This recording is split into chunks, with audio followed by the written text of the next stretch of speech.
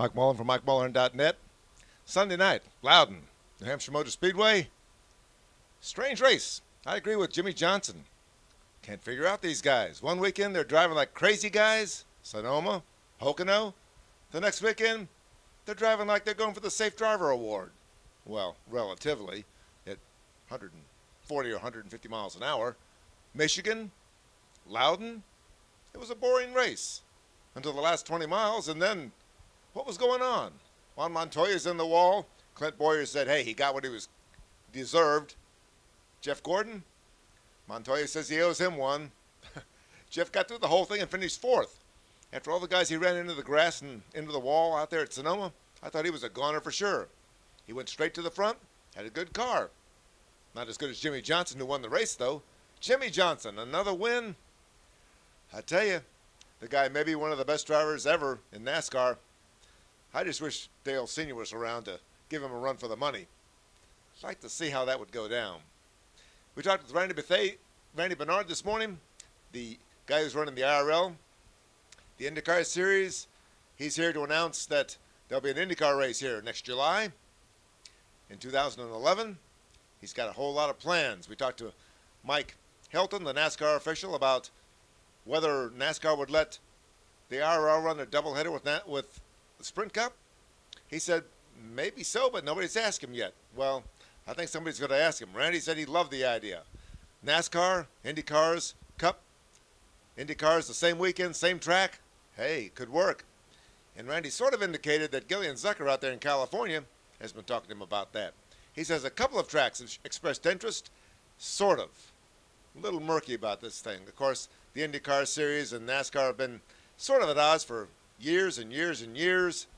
But now NASCAR's got the biggest race at Indianapolis Motor Speedway. Maybe they're coming around. I think it'd be great. Good cross promotion. Get Tony Stewart back out there. Randy said Tony could have all the practice time at any track he wanted to in an Indy car. Might be something going on here. Some good synergies. But today, in the Linux 301, it was all Kasey Kahne to begin with. Front row, ran strong, blew up. Ford FR9. He had one, and David Reagan had one. Everybody else was running the old 452. The new FR9 looked strong. Must have broken just a spring or something like that, because it didn't appear to have a problem at Michigan, where he was running, almost won the race. Kasey was running like 280 degrees when had some hamburger wrappers and hot dog wrappers on the grill, so it could handle the heat. And that was 400 miles. This was only 300 miles. Not sure what went on there.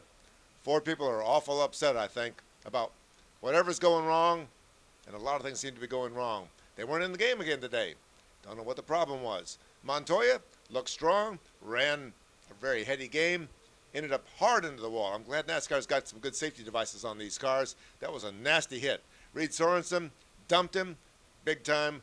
No question about that. You could see it on the replay. In fact, it looked like Reed's hands were turning to the right. Well, you'll have that in big-time auto racing, especially with boys have at it. But Jeff Burton, what happened to him? He was leading the race late. He had the second-best car after Kasey Kahne, had the best car after Kasey Kahne blew up, was leading, 20 miles to go. Everybody else pitted. He stayed out. A sitting duck. Then he ends up in a crash with Kyle Busch. He was trying to play around with Kyle Busch. Remember, they had a run-in Charlotte. Jeff said, no, this had nothing to do with that. I don't know. I was up in the trailer talking to some of those guys on Jeff's team after that deal, and I think they were more than just a little hot at Kyle over that. Maybe it was payback, maybe not. I don't know. Jeff says no. Verdict's still out on that thing. Anyway, they're even now, no matter how you look at that. But he was leading. He didn't pit. Jimmie Johnson pitted for 2 right-side tires. 2 right-side tires, that was all he needed.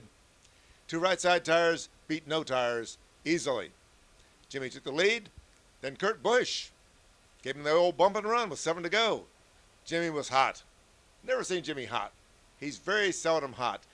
He was just biding his time. With 2 laps to go, bump and run, back into the lead. Jimmie Johnson winning. Pretty good move by Jimmie.